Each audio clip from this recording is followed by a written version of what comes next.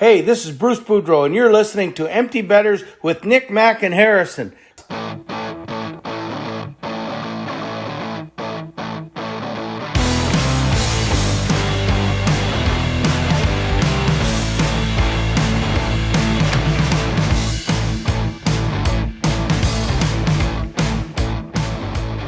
Good morning, everybody, and welcome back to episode 163 of Empty Betters. I'm your host, Harrison Scholes. I'm going to toss it across the screen to my co-host, Nick Manella. What's going on, my friend? Not too much, dude. A little bit of a bittersweet night tonight here. It's sad. We have to say goodbye to March Madness tonight. We have the national championship game here coming up in about an hour. We're recording this at 8:30 for those of you on the East Coast. So yeah, should be an exciting game. I don't know. Maybe the Huskies will have a contest here actually tonight, but we'll see. 7.5-point favorites. They've blown everybody out of the water that they've played so far in the tournament, so definitely going to be interesting. I'm a plus points guy in March Madness, but staying clear tonight. I got to toss it across the screen to my other co-host up in Wisconsin, Mike Vogel. What's going on, my friend? Doing well out here in Wisco. We got some good weather today. It was like 60, which was exciting. But yeah, summer's right around the corner. We're fired up. We got playoffs right around the corner. Speaking of playoffs, happy to announce our interview guest for today is my dad, Mike Vogel. So stay tuned for that interview in a little bit. That was a fun one. Always fun. We chatted caps, but we also chatted a lot of just playoff pictures. So it gives you a real good overview for kind of what's going on right now. Yeah, it was an awesome interview. It's always a great time chatting with Mike. And I think when he said in the interview that it feels like yesterday we were all getting, food and drinks before the Caps home opener, and here we are a week away from the season ending. It's crazy how fast this season is going. So Yeah, I also think I've been back to Oyamel like 3 times since then, so you can thank him for that. I'm at least once. Yeah, he's there you go. Gotta get some commission on that. But Nice. I'm gonna toss it off to Mac for the question of the day. We'll put the interview with Mike Vogel in the middle of the episode. We'll get to that shortly. But Mac, QOTD, you got this one. All right, this one I've actually I've talked with some friends about previously, but I think it's a good question. And we are going back to the food variety for this one. I know we deviated last week for the state shaped couches, but here we go. We need to talk about the most friendly and the least friendly shower foods. So like I need to know what would be the most practical and most impractical items that you think you could like realistically consume in the shower. And I have a handful of good and bad ones, but I want to see what you guys say first. Okay. Is it like, am I allowed to have like sort of a like prepped thing going on here, or like is it just the food item by itself? Not totally sure what you mean, but I'm more inclined to say just the food item. What kind of prep are we talking about? Well, so like naturally when you talk about like, are you going for like easiest or just like, I guess when you say like most friendly, you're talking about like your best experience while eating a meal in the shower? No, put it this way. Like you literally, there are just some things that you cannot eat in the shower. Like it will just ruin it. It will ruin like you can't eat a bowl like tomato soup in the shower. Like I couldn't eat a hot dog in the shower because the bun would just disintegrate most likely instantly. Any sandwich is off limits for me. Yeah. For the most part, I would think so. Yeah. My brain instantly jumped to, did you guys ever do like a walking taco or a taco on the go as a kid? Like you take a bag of Fritos, you dump ground beef, cheese, your toppings in there, and you walk around with like a spoon or a fork, you eat that. I feel like I could sit in there, like I could have all my toppings in there, just like a little taco salad in a bag, just. I don't know if that would work. I mean, the shower, the water. If I'm standing like directly with my head under the water, then I'm gonna end up with taco stew, like literally just like all over the place. But like, oh god, like if I'm standing just like in the shower, not directly under the water, I guess. You know what one? This is a good question. You know which one would be great? Let me give you a little direction here. What would be great is grapes. That is actually like a big sprig of grapes. You're just like snacking on you. There would be no issues whatsoever. Apple. So you say that, but like I kind of deviated from like hand food because what have you just been like doing, or what are you about Well, to do? let's think about this though. You get in the shower with the grapes, right? You get in there and you're finishing the grapes before you like soap up your body and everything. So It's yeah, not I like you guess got this all soap all over your depends on hands, like, am I clean or dirty? Like, have I washed or have I not? Like, am I not sudsed this up is yet? a normal shower. It's not like you just Okay. like worked out really hard. You're just like going for a normal casual shower. Maybe it's your morning shower. Maybe it's just, you know, it's a Saturday and you're like, I'm gonna hop in the shower, feel fresh for today or whatever. And so you're not like filthy, but yeah, you haven't cleaned yourself yet. You're getting in there with the food is kind of what I pictured. My first instinct was to go the route of something that is like very solid, like not something that can't get soggy. Mm-hmm. I would say that maybe like some type of like granola bar was the first thing that came to my mind. Okay. Like one of those like Nature Valley ones that like the structural integrity is The fierce. structural integrity is extremely strong.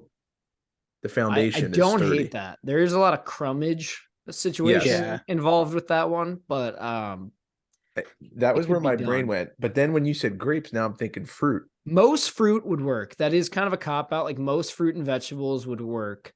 I also think people are sleeping on the idea of like you could have almost any like hard candy you want in there, or like a lollipop. You could I definitely was have just like a like lollipop. starting to get into like the food on a stick, and then I Yep. was gonna come back with corn dog because that would actually hold up a lot better than hot dog. Corn dog would probably work, but you can't do any toppings. You really can't. No. You can't have any toppings. Yeah, so you're really counting on like the shell there. Harry's face is cracking me up. So Nick's we need a graphic where it's like shower food, Nick, corn dog, Mac, grapes, Harry, granola bar. And it's just like people are like, what the fuck is this? Yeah. Like, what does this account for?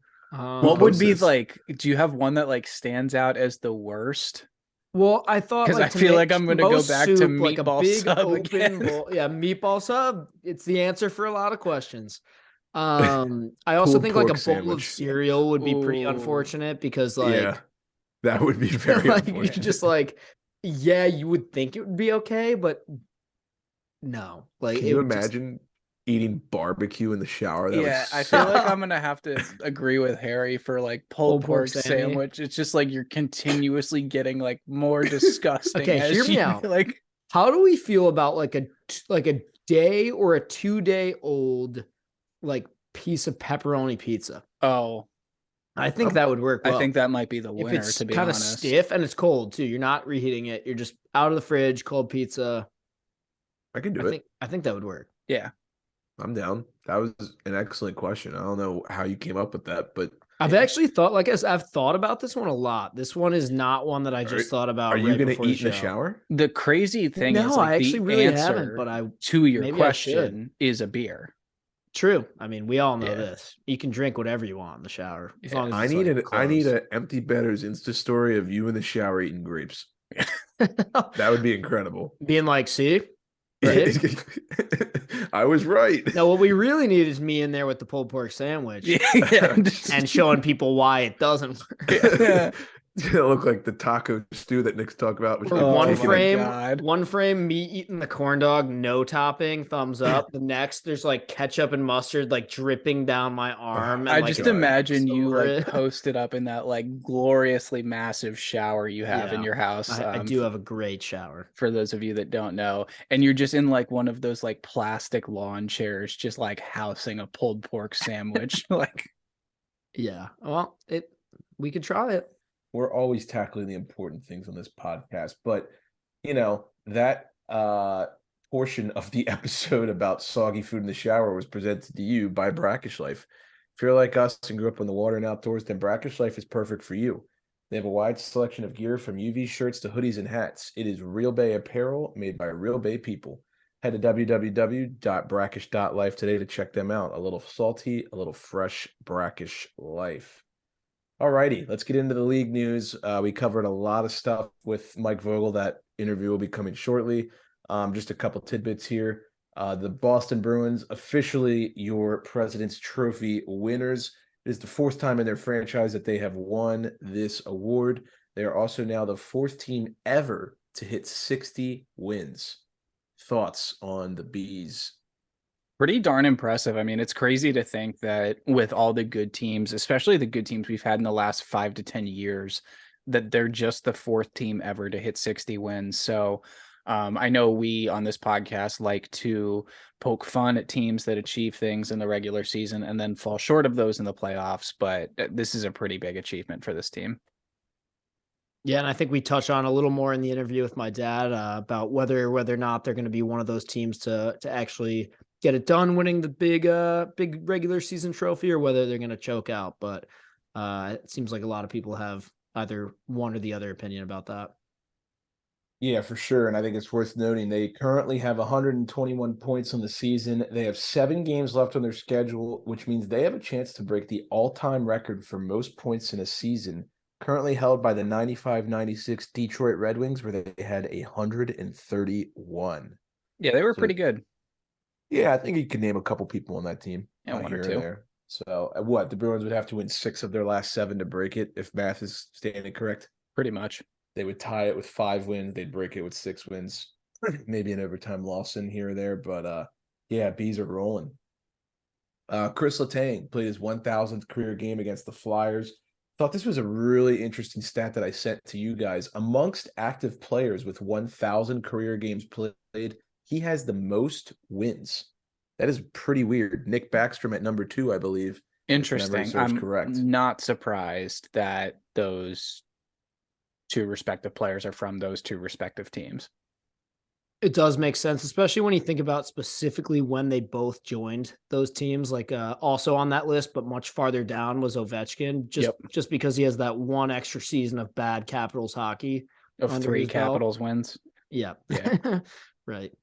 Yeah, so props to Tanger. I don't know if you guys got a chance to see the pregame ceremony, but it was pretty sick. His kid got to read the opening lineups. It's awesome. The warm-up situation was fun too. I must admit. Yeah, it was a cool thing. So yeah, the Rangers, they signed forward Philip Hedl to a 4-year extension worth $4.43 AAV. That's just under $18 million total. Hedl, 23 years old, has 22 goals and 42 points through 66 games played this season. He was a beautiful fantasy pickup for me before my season was destroyed. So yeah. This is a steal. He was a good waiver wire guy in fantasy, and that just shows I think this is a great deal. It's a nice, cheap 4-year deal that, he's just going to be a good, I'd say like middle 6 kind of guy. He can go second or third line, I feel like. Mm-hmm. And that's a great way to put it. And be effective. For sure. San Jose. No, we are not talking about them and their chances to land Connor Beardard, but rather their star defenseman, Erik Karlsson, is now just 5 points away from becoming the first 100-point defenseman in over 30 years. He has also become just the 3rd NHL defenseman to record 70-plus even-strength points in a single season. The other 2 guys, maybe you've heard of them once or twice, Bobby Orr and Paul Coffey. Wow. No one's talking about this. I know. He's 34 years old. I'll fact check that, but I mean, on one of the worst teams in the league. Yeah, and I just think this is funny because this guy was the NHL's favorite guy to talk about for like 5 years. And then they basically write him off the face of the earth when he goes to San Jose, and now he fell off a bit, but yeah, he's back. He's 32. I apologize. Not that old. Okay. But still, on one of the worst teams in the league, I mean, to be doing what he's doing, it's pretty impressive. So absolutely. We'll see what happens. Got a couple games left here. I'm sure he'll be gunning for it. Another guy who's been putting up a ton of numbers this season, Leon Draisaitl, hit the 50-goal mark with a hat trick against the Ducks on Saturday night. For once, we're not talking about McDavid, but Edmonton is the first team since the 95-96 Penguins to have 2 50-goal scorers in the same season. I mean, yeah. This is some franchise mode stuff for people like us. Like, we haven't seen this happen, or we don't remember seeing this happen. So, that's really, really cool. The idea of 2 guys on the same team having 50-goal seasons to me is just so weird. Yeah, it's crazy. Hopefully their goalies can help them out and get somewhere in the playoffs. We talk about that a lot in the interview, so you want to stay around for that. The Islanders forward Matty Barzal is getting closer to return from a lower body injury that has kept him on the sidelines since mid-February. The Islanders currently sit in the first wild card spot in the East with 4 games remaining. A lot of discussion on Twitter about the Islanders and how they're feeling right now. They're still got that first wild card, but the Pens and the Panthers both have a game in hand. We talk about that in the interview as well, so there'll be more on that shortly. And then lastly, Matthew Tkachuk. I thought this one was really cool.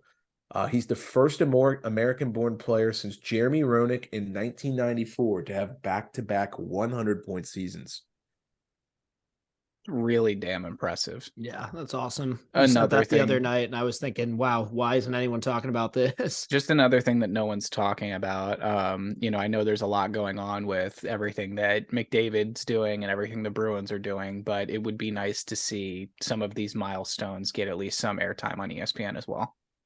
You got to feel for the Panthers a little bit. I feel like no matter what Yeah. they do, they're just not going to get talked about. And actually, we talk Ever. about that in the interview a little bit as well. Yeah. But Do you want to do them a favor and just talk about them a little bit extra now? Because I saw Paul Maurice just absolutely laying into them on the bench the other night. Did you guys have any thoughts on that?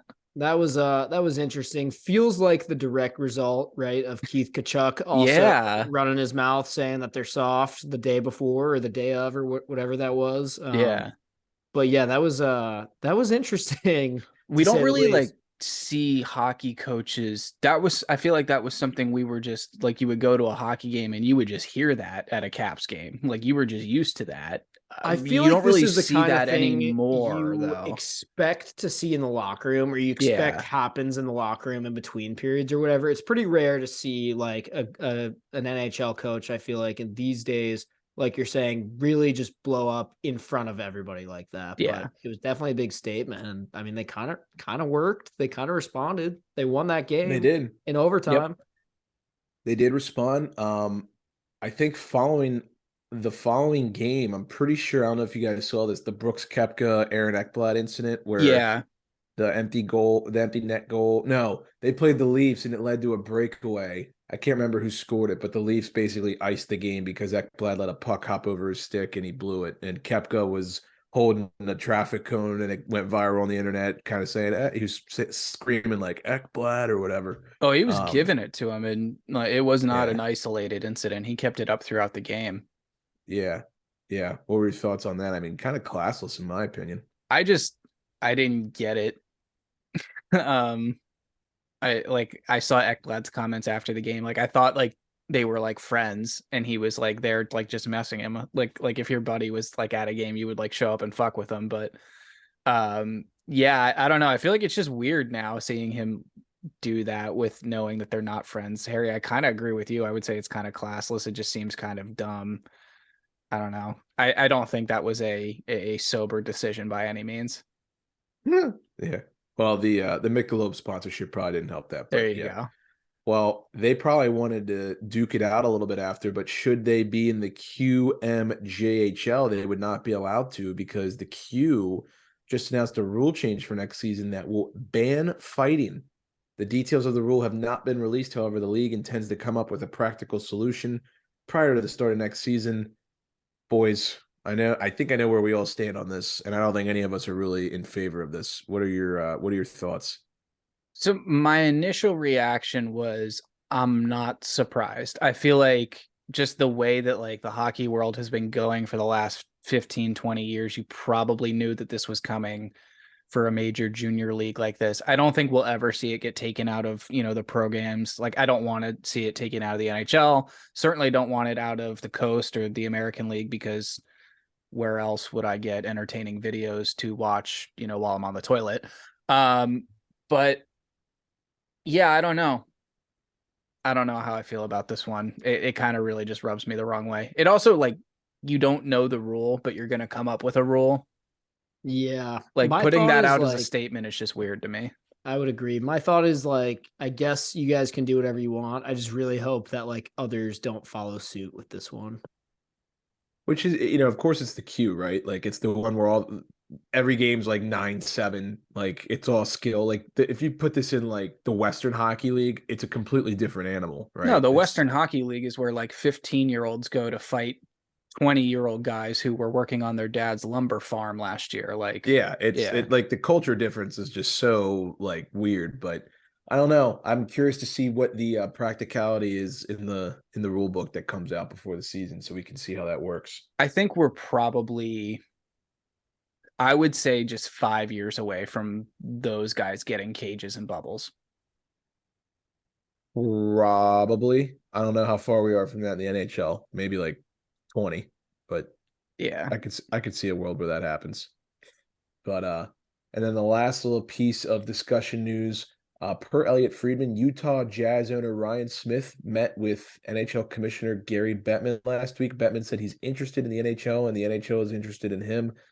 Thoughts on a Salt Lake City NHL expansion? I think that would be sick. I know little to nothing about Utah in general, never been there, but from what I know, from what friends have told me, I think it'd be dope. It's supposed to be a beautiful place. Yeah, I think it'd be sweet.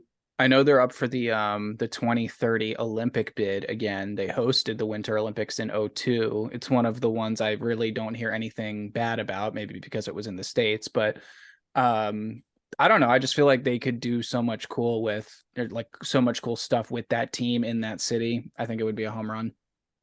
I mean, they got a pretty good fan base with the Jazz. Yeah. I think that's pretty cool. And I feel like the NHL is just notorious for having like the team in a random city, or it has like one other team. That kind of seems to be their shtick, you know? Mhm. So Yeah. I think it could work. Could stick them in the same division as the Avs, do a little mountain rivalry. That That'd be would be fun. really cool. That'd be very fun. Yeah, I'd be down with that. All right. Well, let's move on to the one playoff series that we know is set in stone for sure. We know that the Maple Leafs are officially going to play the Tampa Bay Lightning in the first round of the playoffs. Will the Leafs finally win a playoff series? Nick, I'd love to hear your answer for that one. But before you give your answer, I think you have a word from our sponsor, Kane Footwear. Absolutely, I do. You know, these Leafs, they've had some hard recoveries these offseason, and one way they definitely needed to recover better was by using the Kane Revive made by Kane Footwear. Kane makes the most comfortable sneaker you will ever own. The Kane Revive is made with bounce back foam, made with sugarcane technology, so it's good for you, good for the environment, and good for everyone. Head to the link in our bio today to get a pair of the most comfortable shoes you will ever put on your feet. Thoughts on Leafs Lightning? Oh, God. Are we going like official final predictions here with this series, or are we going to save that? Just some analysis. How about this? Let's just say, and this is set in stone, you can get the Lightning at plus 115 to win the series. Toronto is minus 130 to win the series. Okay. I actually don't love either of those just for like how tight this is. I have a very strange gut feeling that the home team might win every game in this series. I was just about to say I'm not picking a team, either the Leafs or the Bolts, but I'm picking the home team. Whichever one of them teams locks up home ice, I think gets it done. And we talk a little bit more about that in the interview.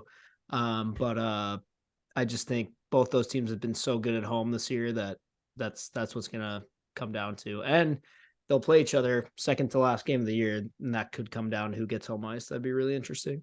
It's also, I mean, the Leafs haven't won a playoff series since what, 2004, correct? That is correct. Do you know what happened in 2004? No. The Tampa Bay Lightning won the Stanley Cup. Oh, okay. That's where you're going with it. Yeah. I think it's going to be a hell of a matchup. I think we mentioned this already in the interview, but Toronto currently up 4 points on Tampa Bay with a game in hand. So in all likelihood, it looks like the Leafs, unless some type of implosion happens, is going to be the home team. And you know who one of the best home ice goaltenders has been all season long is Mr. Stick Drop. Doesn't even need it. Doesn't need the stick. Doesn't need it. I think he's like got the third most wins on home ice this year amongst active goalies. Or maybe it's win percentage, one of the two, but he's been lights out for the Leafs. Sorry, just thought I'd bring that up. Would you be happy? Like, I actually have a question. Let's say Sammy starts and the Leafs go on a fucking heater. They win and they go all the way to the finals. Are you happy for him or are you angry? I don't really care. Sure, good for him. That's awesome. Do they win, like go all the way and win the cup? They win the cup and Sammy's hoisted it. Are you happy for him? Or are you like, Yeah, I'm happy for him. I'm just Why happy he not? survived a playoff run as the starting goalie, like with the Yeah. Leafs but are media. you happy? I'd be for him? happy for I'd be him. happy for him. Yeah. I wouldn't be upset. Like, fuck, we shouldn't have gotten rid of him. I like that Okay. clearly wasn't. Yeah, I wouldn't be like, okay, the key to the Washington Yeah. Capitals winning another Stanley Cup is Ilya Samsonov. I don't care if he starts every game and wins all 16 and they don't lose a whole game, the whole series or the whole postseason. I still wouldn't think that we made the wrong call by getting rid of him. Okay. I will say this, if like he does win the Stanley Cup, someone needs to duct tape that shit it to his hands. I was gonna say that. Firmly grasp it. Yeah. Yep. Oh man. Well, I'm excited for the series. It's going to be great. Don't want to dive into it too much. We got playoff previews coming at you sometime next week, so we'll save all the good stuff for that. But we are going to toss it off to Mike Vogel. I want to thank him again for joining us. That interview is going to be coming at you right now. All right, and it is now my pleasure to welcome back onto the podcast my dad, Mike Vogel. Dad, thanks for joining. How you doing? Good. How you guys doing? Thanks for having me. Doing well. Happy to have you back. Always a good time. Absolutely. All right, so we'll start off, obviously address the elephant in the room, some cap stuff to, I would say put a bow on, but that feels like the wrong phrase given the situation we're in. But yeah, it's I think still not officially mathematically eliminated, but could happen tomorrow, I think. And what else? I think we have 4 or 5 games left. Is that right? 5. Yep.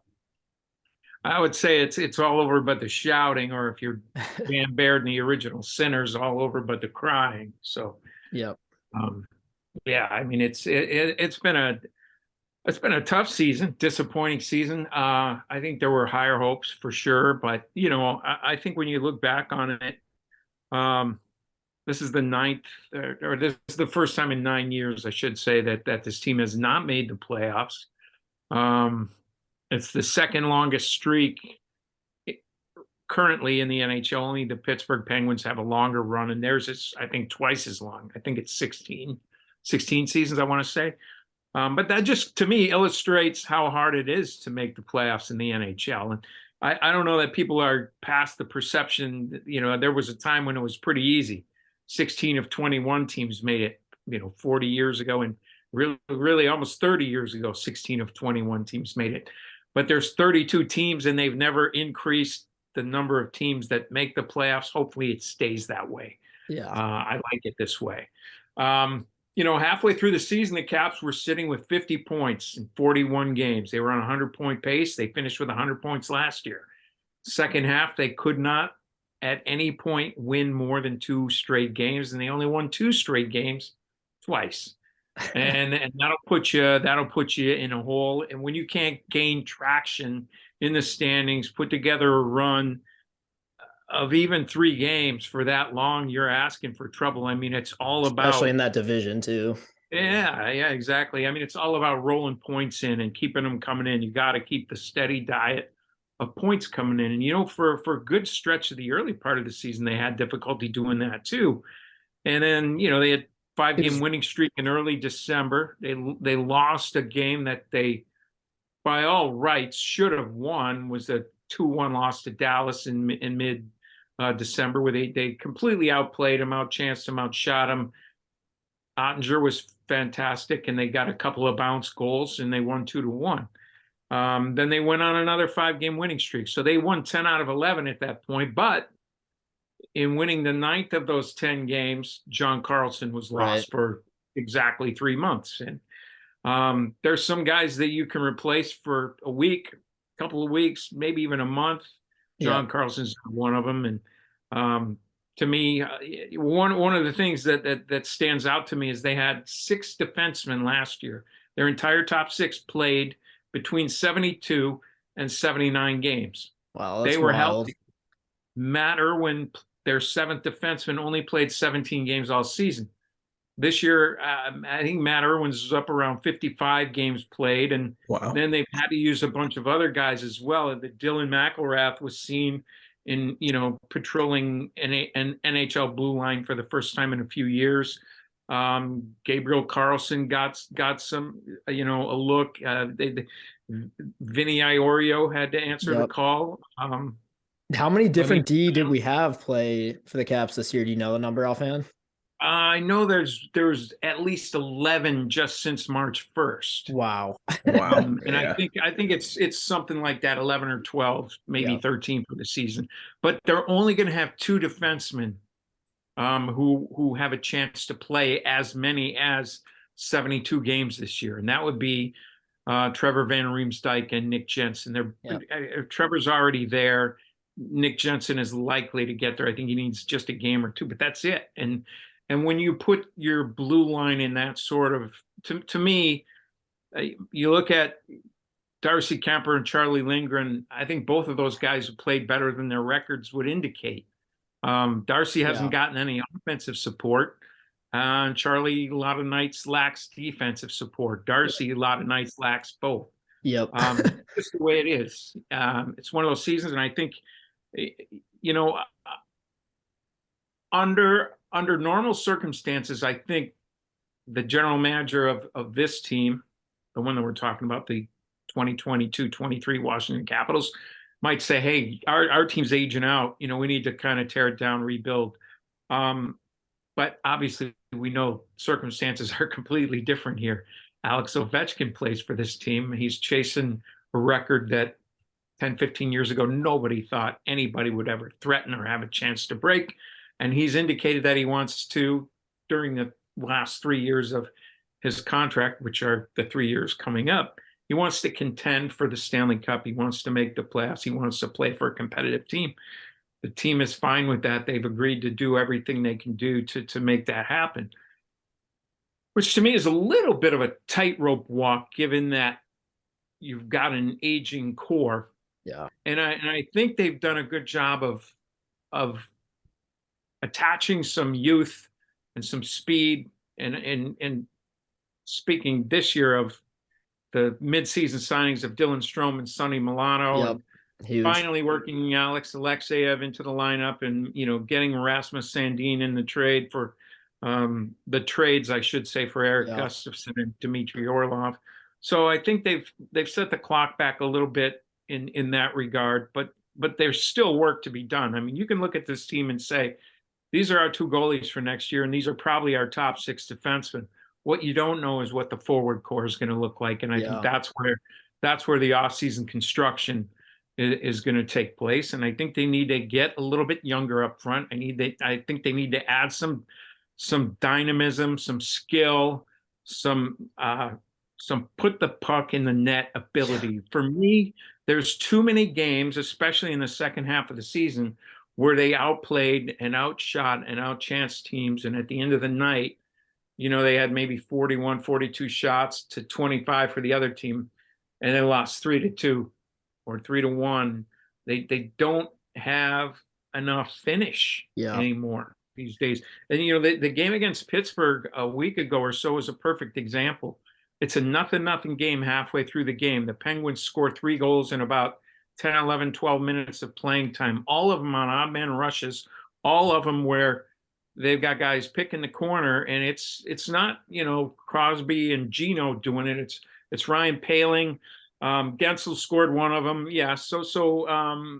But Chad Ruhwedel got one too. So, they've given up a lot of first goals of the season to guys over there. They love doing that too. So, there's been some stuff that's happened, and, I think when that goes that way, the fan base has a tendency to look and say, well, this is horrible. We're not going to make the playoffs. Whose head is going to roll? Give me somebody. Right. Because I'm not going to be happy unless somebody loses their job. Yeah. And I've never understood that aspect of pro sports where you're like, my team sucks. Why? Someone has to pay for somebody it. lose their job to make me feel better about this. So I mean, I don't get that because, everybody's got a family, everybody's got, and look, Peter Laviolette's not going to be homeless if anything Right. untoward happens to his um, coaching position after a year. But honestly, I think it would be a mistake to let the guy go when none of this, to me, when this guy was hired 3 years ago, 2 weeks before the season started, the goaltender that they signed to backstop the team for that season for sure, and maybe more, all of a sudden had to retire because of a medical issue. And now what are we going to do? Well, okay, Ilya Samsonov and Vitek Vanacek are now our goaltenders, and one of those guys is a sophomore, and one of those guys has never played a game in the NHL. And the guy who's a sophomore comes down with COVID 4 games into the season. They still made the playoffs. They still had a team that was producing at 106, 108 points over an 82 game pace. But that same guy got COVID again going into the playoffs. All of a sudden, they're the second team in NHL history to start 3 different goaltenders in the first 3 games of a playoff series. And you can always guess how that's going to go. Craig Anderson was one of those guys. I mean, it's just that it's been a theater of the bizarre for this poor guy. It's kind of the true. last 2 seasons, he does not have a full deck of cards, a full lineup for any one single game of any season. They just last week surpassed 400 man games lost for the season. There's a couple of teams with more. Columbus is one of them. Columbus didn't have the expectations that the Caps had. I just don't know who. Toe Blake is dead. Lots of great coaches. I just don't know who gets this team into the playoffs with the 400 man games lost. I thought he worked miracles to get him to the midpoint of the season with 50 points, and then the wheels just kind of came off. So I don't know what's going to happen as far as jobs, coaching, any of that kind of stuff. I do know there's going to be a lot of change, I think, in the forward core. I don't know about a lot of change, but there has to be some change. But as far as coaching, I mean, I don't envy anyone the decision making and the process and everything. And I remember what it was like 9 years ago. It was a very different situation because that team was in need of a culture change. There were a lot of deep-seated problems, and management from the very, very top, from Ted Leonsis and Dick Patrick on down, spent a lot of time right from the end of that season for the next 5 or 6 weeks talking to people in the organization, trying to figure out what the problems were, what went wrong, how to fix it. And I think they did. And I think history proves they did a pretty good job of addressing those problems, fixing those problems, and the Stanley Cup followed a few years later. But I would also remind people that some of the same people who are yelling for Peter Laviolette's head right now were doing the same thing 5 years ago at this very time, wanting Todd Reardon to replace Barry Trotz, or anybody to replace Barry Trotz. And I'm here to tell you that I don't believe that banner would be hanging at Capital One Arena had that move been made. So, fans don't always know what's best. But there is pressure, and some of that pressure comes from the fans. So who knows? Who knows how this is going to play out? But we'll find out. We'll find out pretty soon, I would think. I've seen Ron Wilson lingered for about a month before he was let go.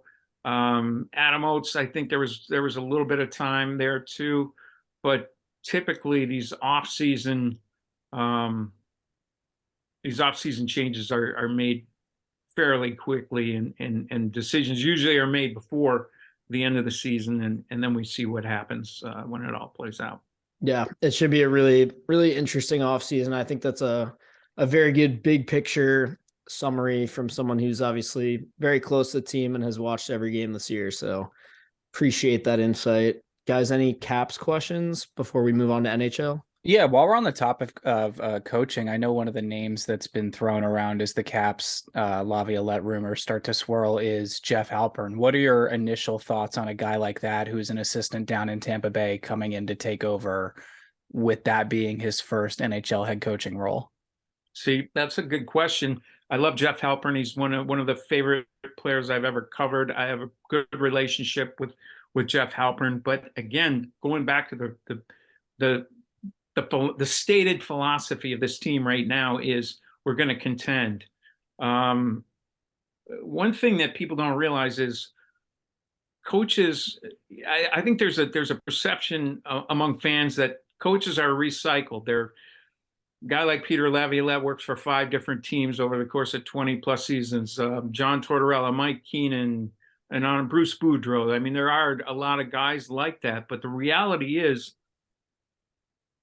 there's 390 guys who have coached at least one game in the NHL, and 2/3 of those guys have never coached beyond that first job.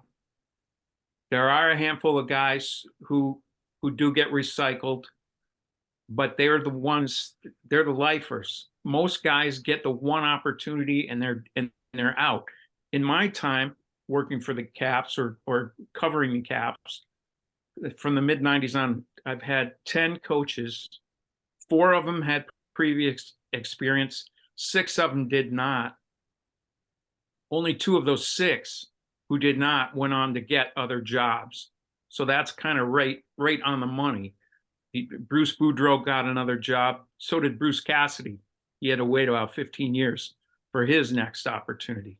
So I think if you're looking to, I would love to see Jeff Halpern get a head coaching job if that's what he wants. And I hope that at some point, I think it would be a great story. You always root for the story. I think it would be a great story if Jeff Halpern were coaching the Washington Capitals someday, the team that he grew up rooting for, the team that he twice played for, started his NHL career with, played for the Little Capitals. It's a great story.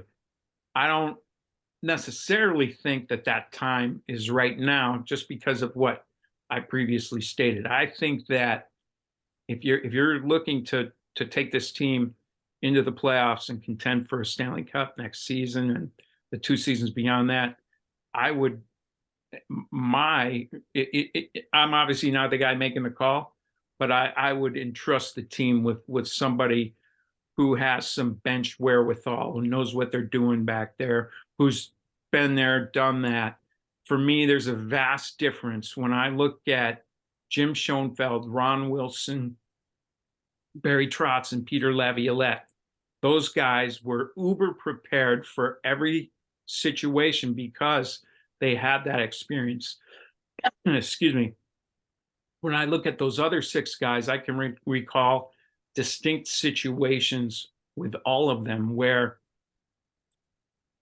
there were situations where you could tell this guy had not had that job before, and you learn on the job. And hey, look, every guy, whoever, all 390 of those guys, they had to get a first job somewhere. Scotty Bowman wasn't born an NHL coach. Somebody had to give him the opportunity.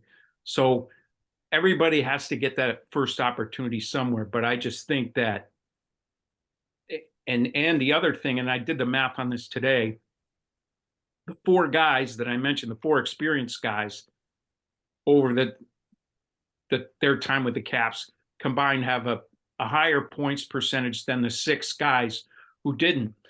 And don't forget, the 6 guys who didn't includes Bruce Boudreau, who is the all-time winningest coach in Caps history. That's right. That is a stat a lot of people forget. Yeah.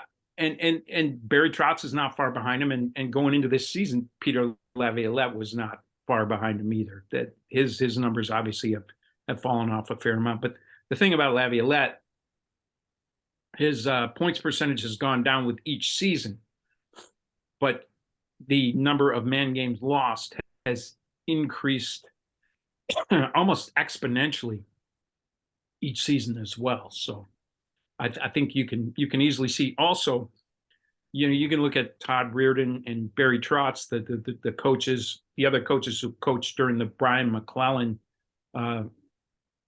GM era here, and during the prime of the Carlson, Ovechkin, Backstrom triumvirate, those guys, most of those seasons, there were seasons where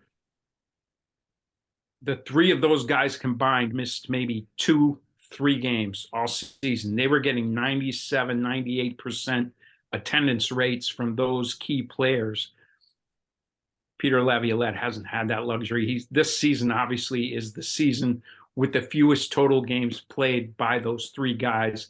He's had like about I think it's 59, 58% of the games, given 82 times 3, 246 possible games played by those three guys, it's going to come in around half. And that's difficult. That's difficult to deal with especially when you think about in a salary cap era, what a chunk those guys take out of your salary cap. And then, they're not playing those games for you. So yeah, short answer, I think if it's not Laviolette, I would try to find somebody who's been there, who's done it before. Yeah, I think I totally agree. I think the experience is invaluable. And, I told Mac this, my first reaction when Halpern's name started to get thrown around was I had flashbacks to the Adam Oates, Dale Hunter, sort of like 2014, 2012 era Washington Capitals teams. Yeah, and I think there's a tendency to do that. It's especially coming out of a situation like this where, your fan base is kind of irate, and you think you can mollify them by hiring someone who's popular and has meant a lot to the franchise at some point in the past, like Hunter, like Oates. So yeah, I think that's White Sox, kind of Tony La Russa. Yeah, that's a great example, actually. Yeah, and we saw how that worked out too. I don't think that's. But at least Tony, he had the experience. Yeah, couple of championships and all that. He was just way beyond. He was not even on the far side of the hill. He was way past the hill itself. Yep, that's a good way to put it. You need me to throw a little light on in here? Yeah, sure. If you got one, I mean, if it's easy.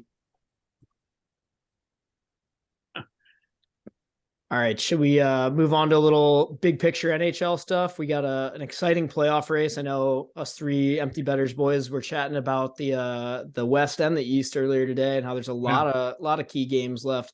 Let's start with the West, and we'll come back to the East, because that Western Conference is actually heated up quite a bit. I think what did I say earlier? Nashville still plays Calgary and Winnipeg. There's a lot of key games left, and you can't really count anybody out just yet. But how do you see that all shaking out?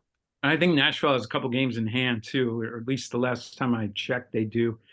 It's going to be fun. I don't know how it's going to shake out, but I think it's going to be fun seeing how it does shake out. You've got, I think, 5-6 points separating those top 5 or 6 teams in the West too. There's still a lot of volatility with right.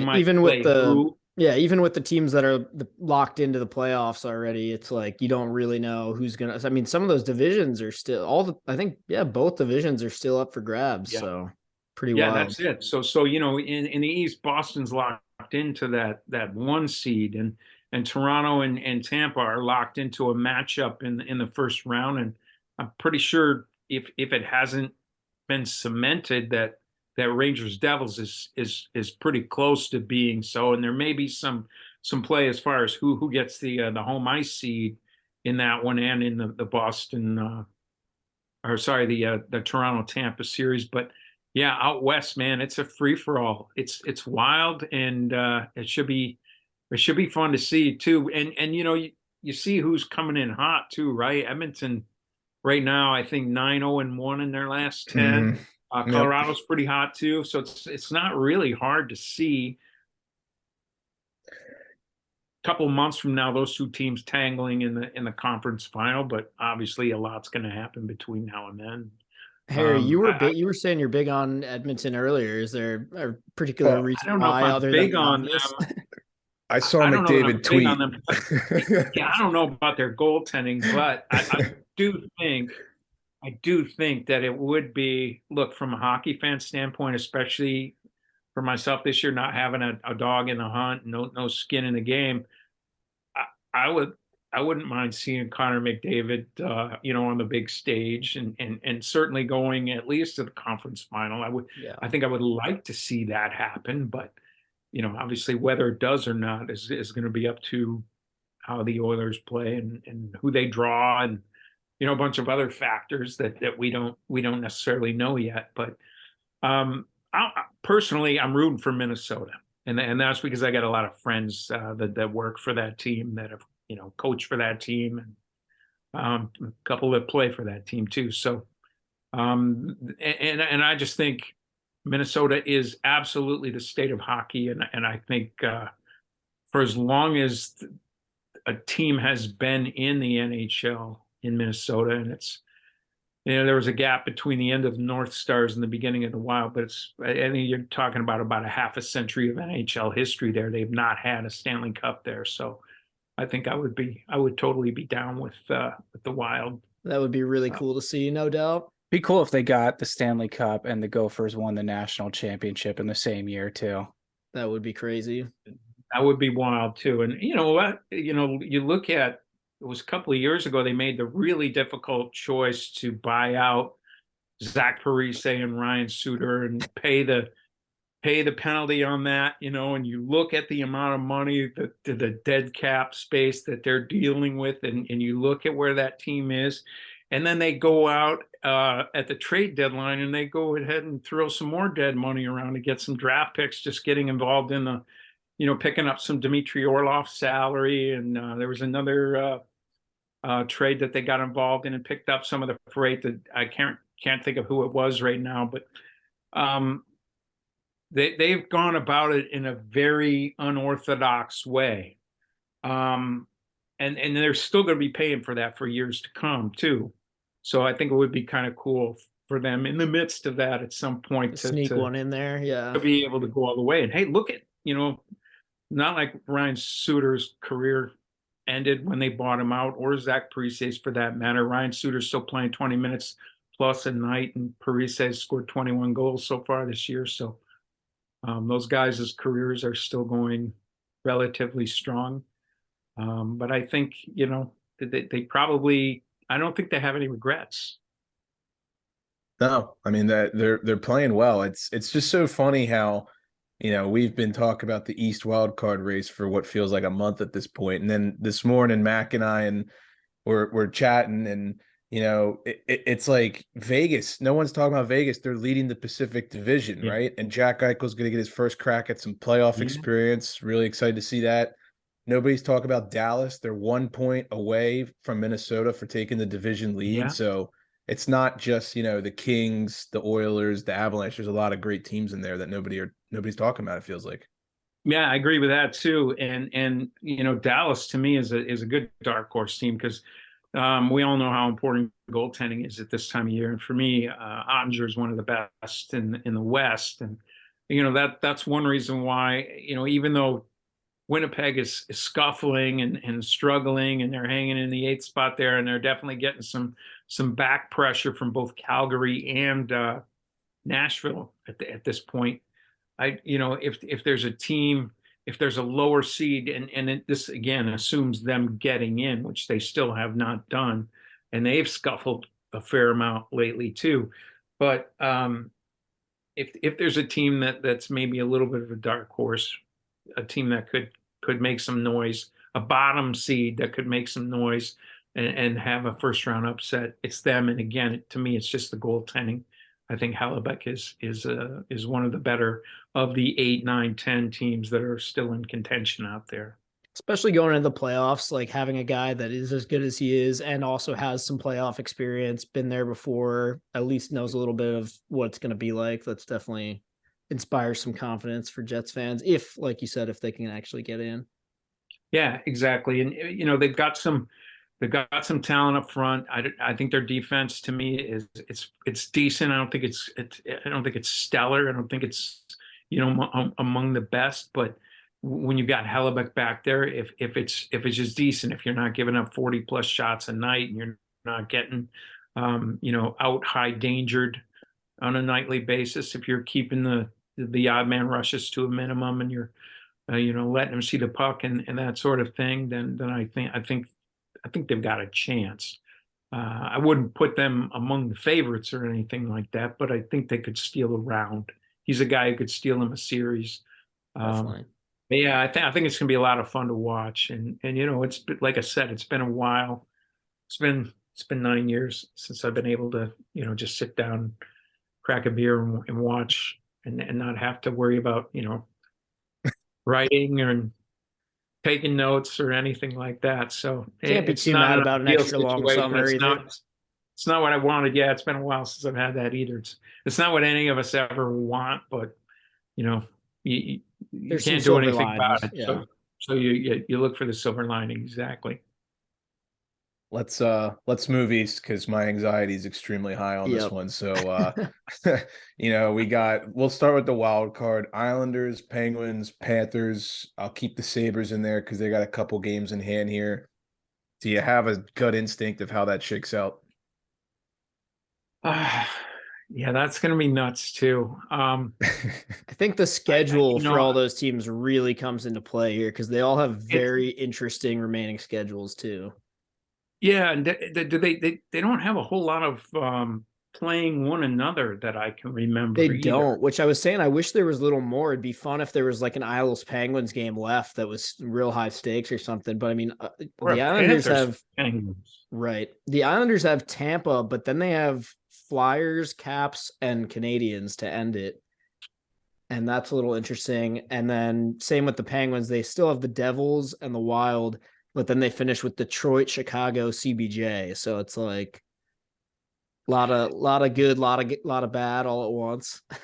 I will say this: Buffalo is going to be in tough, and the reason is related to their schedule, and it's not necessarily who they play, but how it falls out, because they've got a makeup game that's stuck at the bottom there, where they got to play a game after everyone else's season is over. They got to go to Columbus.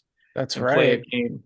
Columbus has been a little bit of a thorn in some people's side here lately, kind of to the consternation of their own fan base, who was like, come on, you guys, would you please lose some games so that we can get this guy Bedard? Because if there's a franchise that needs that guy, it's probably the Blue Jackets.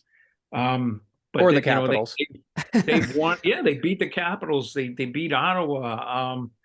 They got a point in Boston, if I'm not mistaken. They've really kind of shaken up the apple cart a little bit. But really, the problem for me, when you look at Buffalo, they got to play 4 games in 5 nights. Ooh. And that means they're going to need 2, maybe 3 goaltenders to get through that stretch. Craig Anderson's been their best goaltender, their most consistent goaltender. They got Luukkonen has had a few bright moments this season, but he's been kind of streaky. Eric Comrie has not really been great. He had a shutout recently, but yeah, you're right. He's struggling in that 10 spot that he gave. They left him in for 10 against I know. Dallas. I mistakenly added him on 50 my shots or fantasy something. team for that game. Oh man, that's a tough one to. That's injury. Bad waiver wire instinct on that one. Oh, and then they get the kid who comes up last week right off the college campus and steps in and That's right. and steps in and wins. So who knows how that all plays out? But I just think that they've had a nice season. It's good to see them back among the living again. I think Buffalo for me is a city that's got some really rabid fans, and it's tough to see what they've gone through for the last decade or so. So I'm happy to see them at least playing meaningful hockey games into April, because it's been a long time since the good people of Buffalo have had that, and they've been through a lot aside from hockey, over the last few years too. So happy to see them have that going for them, but I don't see that playing out. And hey, if they get in, they will have absolutely earned their way in, because that schedule, 4 games in 5 nights in this league is pretty unforgiving, especially with the playoffs at stake. But it's kind of like this is almost a little mini playoff series to see who gets in and who winds up in the 7, 8, and then the 9, 10, etc. Seeds. Even though they're not playing one another, it's obviously going to come down to those last 5 games. Suppose tomorrow will be what, Tuesday, April 4th. So when you're listening to this, potentially, but we do have Buffalo versus Florida. So that's a somewhat interesting one there, especially if Buffalo ends up winning that one. Definitely. Yep. Yeah, it's definitely a little bit of an arms race here as we get towards the end. I just want to ask you one more question about the East. We finally have our first series officially locked in. We've got Toronto versus Tampa Bay. You think the Leafs can finally win a series? I mean, they're in a good spot there because obviously Boston's got the best home record in the league, but Toronto and Tampa are right behind them for 2-3. And Toronto and Tampa have almost identical home ice records. At least they did toward the end of last week. So to me, I would think that both of those teams, and I think there's about a 4-point difference right now, and it looks like Toronto's going to wind up with the 2nd seed. I do believe they may have one head-to-head game left, the two of them, Tampa and Toronto. I could be wrong about that, but I think you're right. I think that whomever finishes second is going to be pretty happy about it, given that those are both very difficult buildings to win hockey games in for a visiting team. I don't think you can count Tampa out, though. They've obviously played a lot of hockey in the last 3 years, a lot of high leverage, meaningful hockey, and they've aged 3 years over that period of time as well. So, but I also think they know when and how to turn on the switch. So I cannot wait to watch that series. I think that series on paper, it should be fantastic to see the two of those teams, especially given, you're looking at the Lightning trying to get to the final for the 4th year in a row. I don't know when the last time any team has been able to do that. My guess would be back in the 80s at some point. And then you got Toronto looking to shake this monkey that's, this generational monkey that's been on its back, like multi-generational monkey. So that should be a lot of fun to watch. You're right, by the way. They do play each other. It'll be both of their second to last game of the year, April 11th in Tampa Bay. So that'll be an interesting so one. if the Lightning can pick up a couple of points on the Leafs between now and then, and again, you got Matt Murray down with another injury too. So it's possible, I'm not sure what their back-to-back situation is like, but I think some wild stuff could still happen within the seedings and whatnot. I know even the Rangers still had a chance of catching the Devils to maybe drop them to 3rd, and then maybe the Rangers get home ice. The Rangers are rolling pretty well right now too. I think they're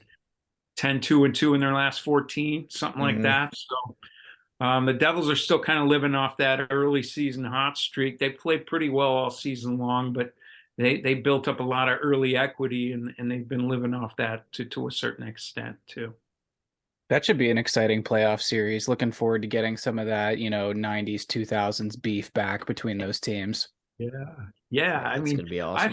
I think we're good. We obviously know that what the 2-3s are going to be in the East, and then the question is, can either of those, regardless of whether it's Pittsburgh, the Islanders, Florida, Buffalo, can any of those 4 teams knock off Carolina or Boston? My immediate sense is I don't think so. I think Boston and Carolina will get through to the second round, I think. But out west, I think it's a different story. I think if you're going to have a 1 going out or a 2 going out early, I think that's where it's likely to happen. I think, I don't think there's no perfect teams. Boston, they're going to have pressure. We've seen it. We know what the President's Trophy brings, and it's been 10 years since the last President's Trophy team won the Cup, and they won the President's Trophy in a 48-game season that year. So, yeah, we'll see. I think it's going to be fun. It's going to be exciting. I can't wait for it to get started. It's not that far away now, a couple of weeks. Yeah, it's crazy. I think the season ends a week from Thursday, which is pretty wild to think about. Yeah. But at this point, I'm ready for it. Yep, same here. It seems like it wasn't that long ago. The four of us were having dinner before yeah, the opener. That's right. Yeah, it does not feel 6 like months ago, and so flies by. Yeah. Time flies. This is a tough one to answer. We don't have set playoff brackets, but I have to ask it because we were asking all our guests now. Do you have a cup final prediction, cup winner prediction? You know what? I think I'll go with Boston just because I think at some point some team's going to do it again. Some teams, and you look back at it and you say, well, the President's Trophy winner only wins the cup, what, 30% of the time? I mean, True. that's out of 16 teams, have to go into a 16-team tournament with a 30% chance to win it. I don't think that's too bad. Yeah. I think a lot of teams would like to start the playoffs with mathematically a 30% chance to win the Stanley Cup out of 16 teams. So I guess I would have to say I think Boston's the team to beat. I think they fattened up nicely at the deadline. They added, they thickened up. They added some elements, but it's not going to be easy, man. Getting through that division and getting through the East, and Tampa's got some snarl. Toronto's got a lot of skill, and yeah, I don't envy them getting out of there. And I think if you're the Western team, you're just kind of hoping that whoever the East team is that they're bloodied and bent by the time they get to the Cup final, and you can just sort of push them over at the end. I don't think it'll necessarily play out that way, but I think if you're the Minnesotas and the Vegases and the Colorados of the world, the favorites, Edmonton, LA, whomever comes out of there, that's what you're hoping for. That's the smart answer, because you're the first person I think who's picked the Bruins, which is kind of crazy to say because they're easily the best team in the league. So maybe we should take a page out of your book. Probably. We probably should. First interview guest to pick them too. Love that. All right, well, we'll close with this. You might have already seen this on Twitter, but I got to ask you anyway. Do you know what happened in Caps history 10 years ago today?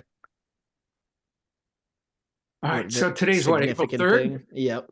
April 3rd? Yep. And this is 2023, so we're talking April 3rd. 2013. 13. So that was the lockout season. So you're still about a month shy of that season being over. Wow. Something to do with Ovi?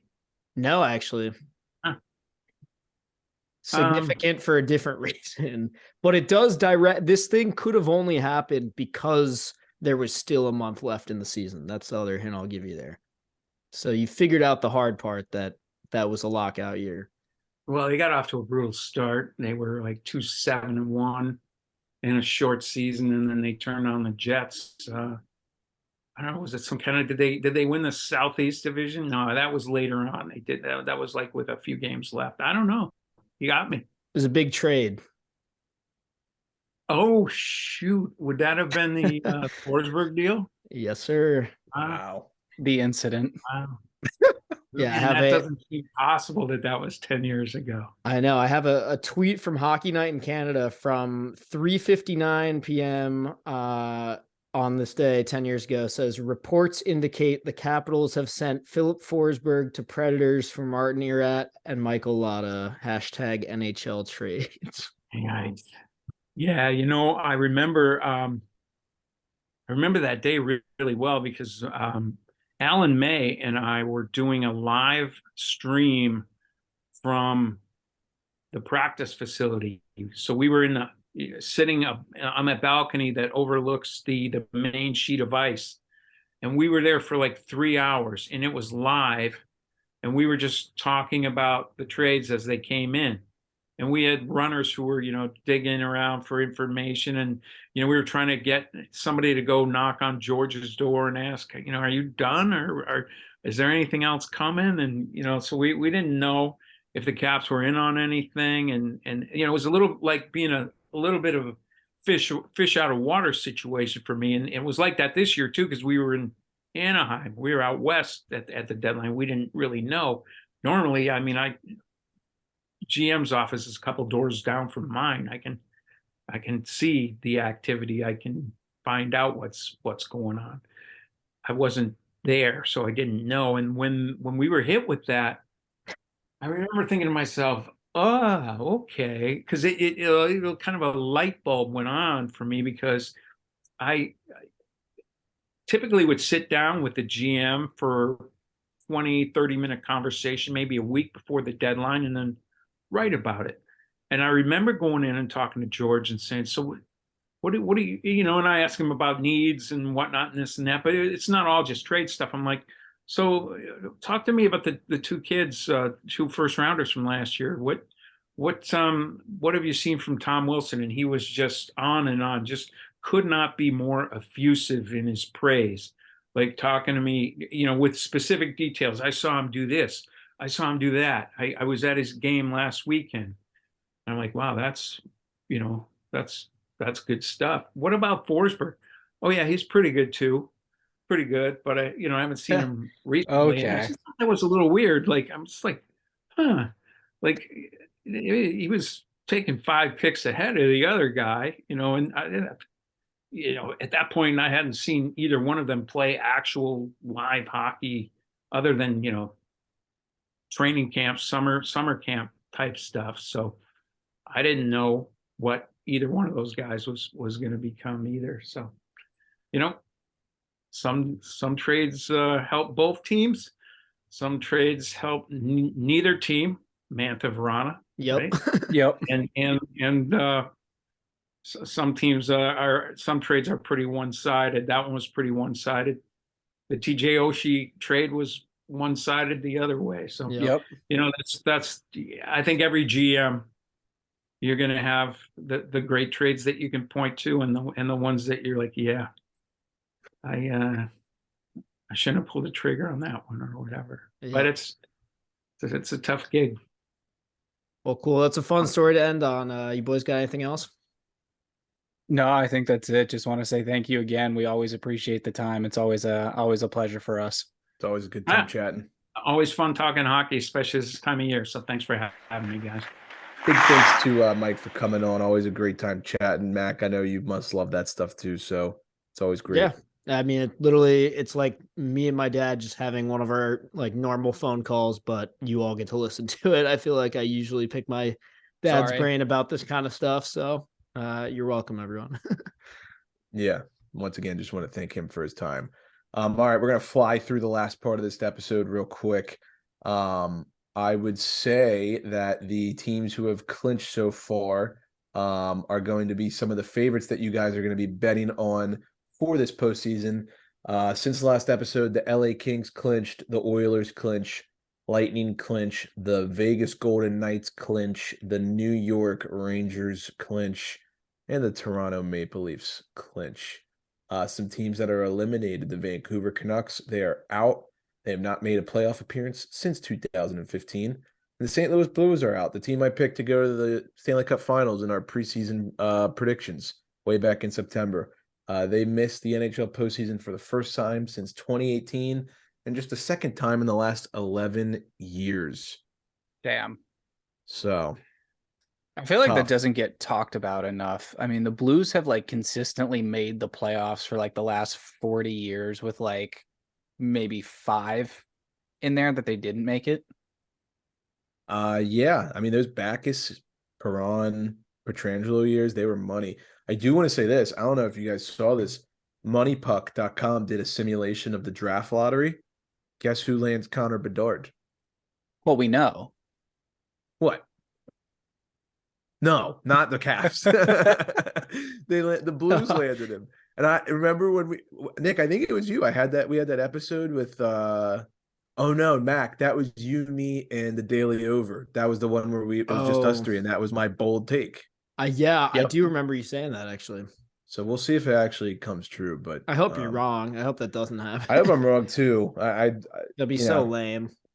The Hawks are dead last right now, so do with that info what you will. But I saw that like both the Hawks and the Ducks have lost like their like last 8 consecutively. I'm like, neither of those teams is winning a fucking game for the rest of the season. Yeah. They'd be dumb too. They're not even pretending. Also, like, shout out to Arizona for like taking themselves 10 points clear of like the Bedard sweepstakes. Yep. They've looked really good. That sounds crazy to say, but they have looked good. It's like, what are you doing? Yeah. Clayton Keller, man. I don't know. But all right, we'll wrap this up with some trivia. Mac, you got this one. Yeah. All right. So last week we did our first trivia question. This week is our second one. And for this one I'm going to stylize it as a who am I question. Okay. So who am I? 5 years ago today, I scored my 44th goal of the season to help lead my team past the Montreal Canadiens. And by doing so, I joined Jimmy Carson and Dale Hawerchuk as the only players in NHL history to score at least 80 goals as a teenager. Wow. So basically, who is the only person who also scored 80 goals as a teenager? And he did so 5 years ago today.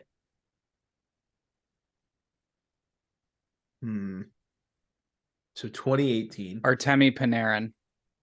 No, that's not, Okay. I guess, a terrible guess. I mean, I think you're in like the right time frame. He was probably young enough then or around that age then. But no. But yeah, April 3rd, 2018 was the date. So hang on. So he was 19 years old and already had 80 career goals. I don't have in front of me how old he was. He was probably 19. He had to have been 19 because it was his 44th goal of the season, but his 80th career-wise, and he was still a teenager. Austin Matthews. Nope. Fuck. I'm cheating a little bit. Braden Point? No. How are you cheating? I may or may not have the 2018 season stats in front of me. Yeah, good thing you don't have glasses on. Yeah, right. I don't. Now, maybe I'm stupid. I don't know. Like, I don't think that. Maybe I'm misinterpreting the question, and that's why I can't figure it out. But I know what you mean. I don't know. I'm stumped on that one. He beat against the Montreal Canadiens. Mm-hmm. Can you give me 44th of the season? The exact, in case I read this wrong, let me just read you exactly what this says without the guy's name in there. In more recent history, blank scored his 44th goal of the season on April 3rd, 2018 to help lead his team past the Canadiens. He joined Jimmy Carson and Dale Hawerchuk as the only players in league history to score at least 80 goals as a teenager. What the? Okay, well, can I just read something? Is this like insanely obvious? Like we should be. No, it's not insanely obvious, but he is a very good player and still in the league today and still very good. But Alex DeBrincat? No. Damn it. I don't know. But he's the kind of guy that like when you say it, you're gonna be like, oh no shit, he did that, huh? That's cool. William Nylander. No, but that to me feels closer for some reason. I'm not sure why, but that feels like you're heating up. He's not on the same team or anything, but is he in the same conference? He is on okay. When he did this, he played for a Canadian team. Okay, all right. So that tells you he started his career with a Canadian team. He's not currently on one. Come on, guys, he got this. Come on. I'm totally like going without looking at stats here. I'm totally just going by my brain. Oh, wait. Is this the 2017-2018 season or the 2018-2019 season? It would have been 17-18 because it's April That's 3rd, why I 2018. can't figure it out. God Well, damn don't. it. Okay. I'm Well, You not can't gonna- just I'm not- look. You I'm are not gonna looking look. this yeah. up. Well, No, now I was you're looking gonna at the know. wrong one. I Yeah, was looking but- at the wrong one. That's why I Oh couldn't my figure it out. God. I'm not You're gonna not look it supposed to up. have any stats in front of you. Period. I know. I'm not gonna look it up, Okay. but I actually don't know the answer. All right, Nick, hold come on. on. Teenager- hold Come on, on. hold You on. guys can Teenager- get this. A teenager on a Canadian. He was on a Teenager Canadian on a team. Canadian team. Yep. And now 20 he's Who not scored on one. 80 goals when he was a teenager, and he had Yep. 44 in a season. Yeah. It's Hey, not well, Mc- he probably had more than 44 in a season because Right. he probably had like It's not 47 or McDavid. some shit. No. It's not Draisaitl. And you said he currently doesn't play for a Canadian team. That's right. Does not. This is gonna kill me. I'm not going to tell you this. This No, episode no. might go an hour longer if you guys. Oh no, can we're figure it sticking out. this out. All right, I swear to God, I'm not cheating. Is it Mike Hoffman? No. I can't Yeah, even remember you're who not he cheating, came are you? in. No, I can't remember who he came in. Oh at. man, okay. So realistically, he probably I swear to God, plays- like it's not Mitch Marner, is it? No. Okay. he probably plays for the Leafs or the Sens or the Habs because they're most likely to have played a game against them, just percentage wise. So that's 3 teams in Eastern Canada. Think of who's a teenager that. Why are they? Okay, never mind. Well, percentage wise, you play the Eastern teams more than you play the Western teams. I mean, sure, but what's stopping? so he's a any- Western guy. Is it Elias Pettersson? No. Fuck. God, come on, boys. Oh, hold on. All right, stuff's starting to happen. Calgary, Vancouver, Edmonton. It's gotta be one of those. This is too fun for me. I'm actually I'm gonna tear my house apart like as soon as this episode. Nick, you're is usually over. like the trivia guy. Like I feel like Is you it know all this hockey Draisaitl? shit. No, No. I really thought That was a this was dumb going to be guess. easy for some reason. I was Can like, you give me a draft year? Hold on. Let Okay. me Or Why the any fuck did I other say- hint about the let me player try off and the top find of you a your good head? hint. Let me Okay. try and find a good hint. Draisaitl was a dumb 'Cause guess. He was not a teenager. I feel like you're throwing me in the total wrong direction with the feedback you gave me about my Nylander guess, but it's a Western Canadian team because Mac just gave me that hint. So it's one of those 3 teams. Who's a teenager 5 years ago that was sick for one of those teams who no Johnny longer plays there? Gaudreau. No, AIDS. That's a good guess. Mm, but that's actually really Oh, close. That's actually a really wait. close. I might have this. Matthew Tkachuk. Now it makes sense. No. Oh my God. Oh my Teenager 5 years ago. Good. See, think the about problem is, this. like- Gaudreau is a really close answer for the same reason that he started with a Canadian team and is now on not a Canadian team. Patrick Laine. Yes, sir. God Ding, ding, damn ding, it. ding, ding, ding. Oh my God. Wow. I'm so Patrick pissed I didn't that it even took me put- that long. I didn't even put Winnipeg in there because I know. 'cause That's it's why I Winnipeg. was cracking up when you were listening. You were like, okay, well, if it's Western, it's got to Yeah. be I forgot they Calgary, existed. Edmonton, or I forgot Vancouver. they existed. Claude Oh, Giroux, God. final answer. All right, that was a good one, apparently. Damn, that was really good. That was a good one, dude. I like that you've been bringing the heat with these. That one put me in an absolute blender. Yeah. All right. That was good. So he did have Yeah. He was monster years those first couple years. I always forget about that. Yeah, he was nuts. People forget. Well, the Jets were sick those years too. Because remember the Caps, you guys were telling me you were scared to play the Jets that season. They as wouldn't have opposed won to- the Stanley Cup if they played the Jets. Right. Yeah, Yeah. that would have been so scary. Wow. All right. Well, people are probably punching their steering wheel by now, being like, "Wrap this thing up." You Yeah. idiots." But They probably all got it right when I read it. And they're like, Yeah. Jesus. yeah. Thanks again for tuning in. We appreciate it as always. If you guys don't have any final notes, we'll wrap it up. No, I think that's it. All right, everybody. Appreciate the love and support as always. Once again, thanks to Mike Vogel for joining us. And without further ado, Class dismissed.